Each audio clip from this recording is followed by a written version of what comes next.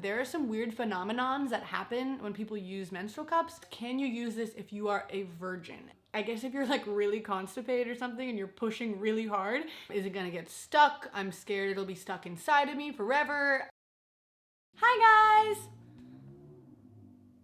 It's me, Dani, Danielle, whatever you want to call me, I don't care. And today I'm going to be talking about periods.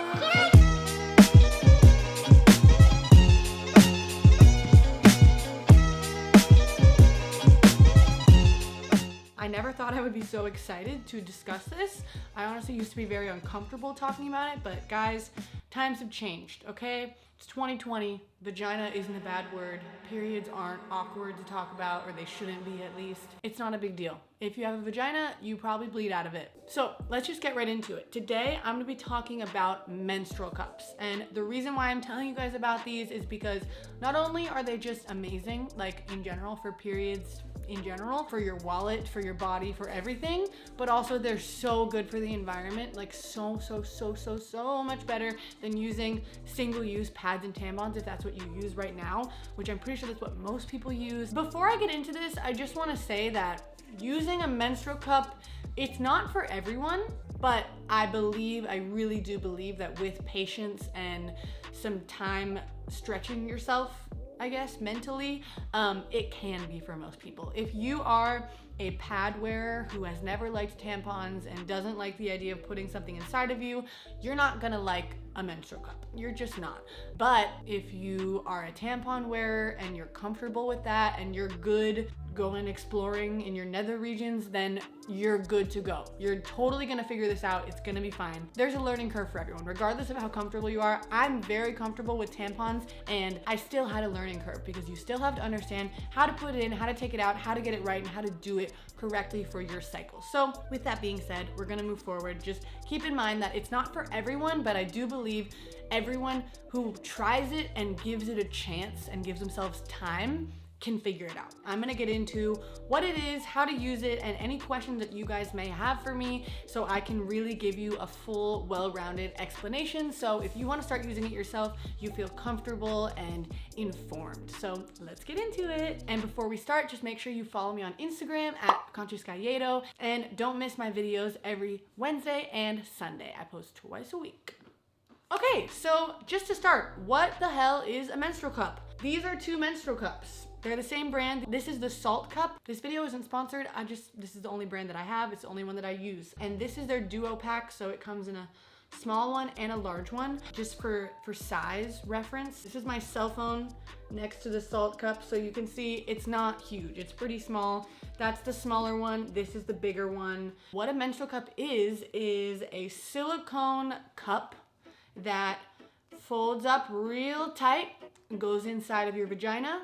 It opens up and it suctions to the walls of your vagina, and it catches all the blood that comes out when you're on your period. There's many different brands, there's many different sizes, different shapes, different colors. There's so many different options for you guys, but it's so much cheaper than buying pads and tampons and using so many of those every single month. It lasts you 10 years if you take care of it. So you only have to buy a couple of these in your lifetime and you're good to go. For now, I just want to talk about putting it in and taking it out and like the nitty-gritty details, because I'm sure that's what everybody wants to know. When you are about to use this, you're like, what is this? What's happening? What do I do? How do I put it in? How do I do it right? The first thing is that in order for it to work, you have to do it a specific way. It's different for everyone, but I'm saying you have to do it in the way where it properly suctions to the inside of you, because if it's not suctioned, it's not going to catch all the blood, it's going to leak. So just to give you a visual, this is the vaginal canal with a menstrual cup inside of it. So it doesn't go super far up you, it actually sits right at the bottom. It's supposed to sit beneath your cervix. Some people recommend measuring your cervix before you get one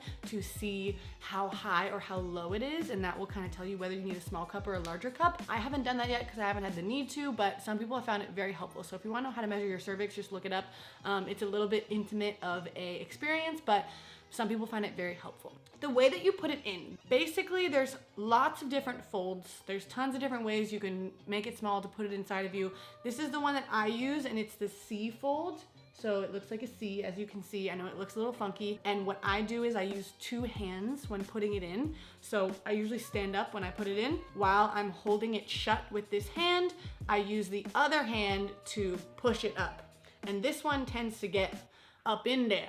So once it's up, as you can see how it keeps doing this every time I fold this, it pops open. So it slides up you and it goes like that. It doesn't feel crazy, I promise. You definitely feel it opening, which is a good thing. You want to feel it opening, but it's not like a shock or anything. Okay, so I think you can see this. It has little holes on the top. Do you see the little holes there? And these are what creates the suction. So that's why you have to put it in the correct way, because if not, the holes aren't gonna line up and it's not gonna work. What I do is once I've done the C-fold, I put it up, it feels like it's popped open. Then this thing right here, this little tail, is supposed to be dangling out of you. I promise you don't feel it, but it's supposed to dangle out of you because it helps with removing it and checking on it. So I pull on the bottom and you can tell when it's suctioned. It's not really a big question like, oh, is it working? You can feel it because it's a feeling you've probably never felt before of something being suctioned inside of you, and you pull on it and it's like very tight and taut, I guess. If it's not secure, it will slide down the walls of the vagina and it will move. You can probably push it up, push it down. If it feels like it's moving, what I tend to do is if I pull it down too far because it's moving, I push it right back up with my finger and then I gently kind of wiggle it. I don't try to pull it down, I kind of wiggle it around. Some people twist it around like this until it feels like it can't move very much at all. Once it's in there, it catches all the blood. So if you are inserting your cup and you wear it and you realize that you're having leaks, it's possible it's because your cervix is located at a specific location to where your menstrual cup is too big or too small or too high, and then it's letting blood fall through. It's really hard to explain. Here's a diagram to show you because it makes more sense. I'm not really a doctor. This makes more sense when I look at it. And again, it's hard to tell, but I haven't had any problems with this. I haven't had to measure my cervix. It kind of just works for me. I'm kind of like a standard tampon wearer. I don't have a super heavy flow. I don't have a super light flow. It's kind of in between. So if you have a special case, then you really want to look it up for yourself and find the right cup for you. But there are so many different options and so many different ways you can figure out what size is right for you with the right resources. Okay, so now that the cup is inside of you, you can leave it in for 12 hours, which is so cool because if you guys wear tampons, you know that horrifying thing of, oh my God, I left my tampon in for 8, 10, 12 hours. Oh my God, I'm gonna die. I'm gonna get toxic shock syndrome that everybody warned me about and that everything said on the tampon packaging and I'm going to die right now. You don't have that. You don't have that fear because you can leave it in all night long. You can sleep for 12 hours. You can hang out for 12 hours. You can put it in the morning and leave it in the entire day and you don't have to worry about dying, which is great. From what I found, only one person has had a problem with toxic shock syndrome using a menstrual cup. So based off of that evidence, it is a lot safer than a tampon, which is so great because I'm sure you guys all know the fear. I'm sure you know. Anyway, you've left it in, you think it might be full or you wanna check it or it's about to be bedtime or whatever, you wanna change it. So how do you take it out? So let's pretend like this bag is a vagina, okay? Because it works. So I'm just gonna put this cup inside of it because this will be a great demo. It is different for everyone, guys. You're gonna have to work with yourself and give yourself some time and figure this out for yourself. But this is what works best for me and what I have found most people on the internet say is best for them. So it's up in your imaginary vagina and you have to pull it out. So if you pull on it like this, it's going to barely move because again, it's suctioned, so it's not supposed to move. So what you have to do is push on your stomach muscles like you are taking a dump and push and push and pull at the same time. And as you're doing that, it should come out enough to where it's like right here. And it's gonna feel weird because this cup is pretty big, so it's gonna stretch out your vagina a little bit. But guys, we are made to give birth with these things. Babies' heads are supposed to fit through this. It stretches so much. So don't worry about the little bit of stretch that's happening right now. It's very normal. It's gonna go right back into where it was before. Don't worry about it. Once it's like right here, this is a little difficult because obviously this isn't a real vagina. You have to grab this and squeeze it and break the suction. And you will hear it. At least I do. Most people say they can hear it. It's kind of just like a gentle like psst. So you squeeze it and then you pull it out. And I try to do it quickly because it doesn't hurt, but it can be a little uncomfortable pulling it out, especially when I'm using the bigger one. Really give yourself some time to get comfortable with the removing process, because in my experience, that has been the most strange process for me. A thing that a lot of people ask me and a lot of people wonder is, when you pull it out, does it just like topple over and explode with blood? And honestly, I thought that was gonna happen before I got one because I hadn't used it before, but at least with the salt cup, this is a pretty stiff rubber. It's very firm. So when you pull it out, like if I were to pull this like this, it doesn't fall.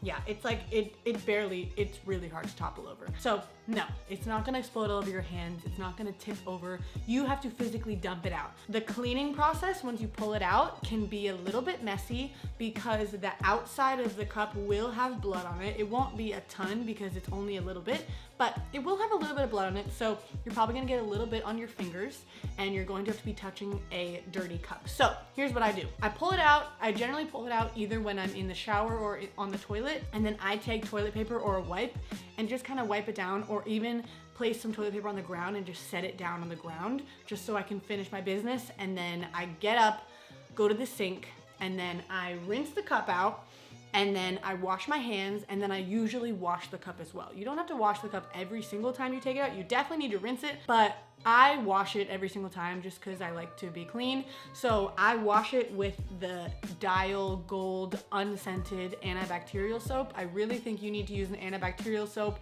something unscented for sure. Nothing fancy, it just needs to clean. So I take it to the sink and wash it out and wash my hands, and then it's totally good and you can put it back in. A really good idea though, guys, is to do it in the shower. Taking it out in the shower and dumping it out, I don't recommend that. I recommend using the sink or the toilet to actually dump it out. But once it's dumped out, even if there's a little bit of blood on your hands or on the cup or whatever, take it into the shower when you're about to already take a shower, and then you can just clean it and then clean your hands and then take a shower, set it down, and then you can put it back in when you're really clean, and then you can get out of the shower and you don't have to worry about leaks. Oh my gosh, I'm sure you guys know the fearful moment when you're getting out of the shower and you're bleeding and you know that you're going to drip everywhere, or you're gonna ruin your rug or your towel or something like that. Like, oh my gosh, it's so stressful sprinting to get a tampon or a pad. So you don't have that problem if you do it in the shower. I really recommend doing that. And then a question that people had was using it in public restrooms. Is that like hard or confusing or gross?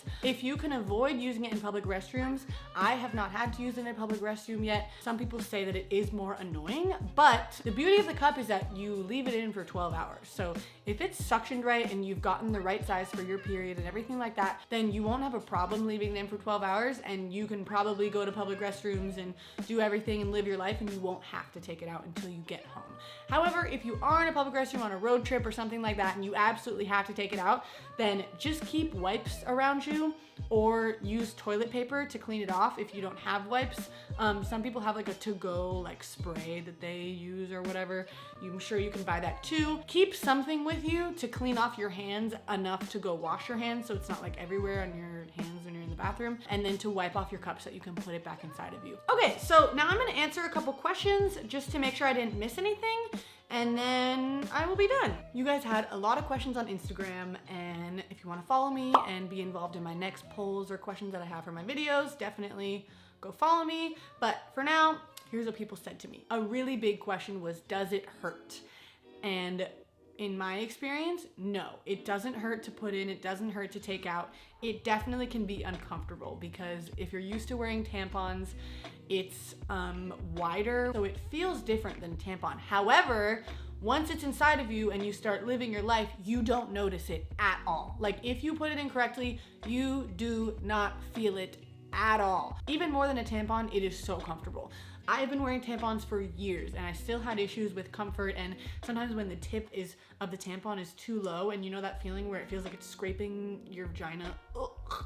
I don't have any problems like that anymore, and it's very comfortable. A lot of people ask, does it leak? And when you have a heavy flow, can you use it? And the answer is no, it doesn't leak if you do it right, because if you put it incorrectly, it has these little holes, and it will suction, it will stay, and nothing will get through. But if it's put in the wrong way, or if it's put in too high, or if you're using the wrong size, you can have leaks, which is why I recommend when you're starting out using this to wear a pad or a liner for the first few days until you have no leaks. I wore one for like 3 days and then I figured it out, so it didn't take me long, but definitely just wear one, because sometimes when you put it in and you think it's in and you think you're fine, then you have leaks and you're like, okay, maybe I need to do something different next time.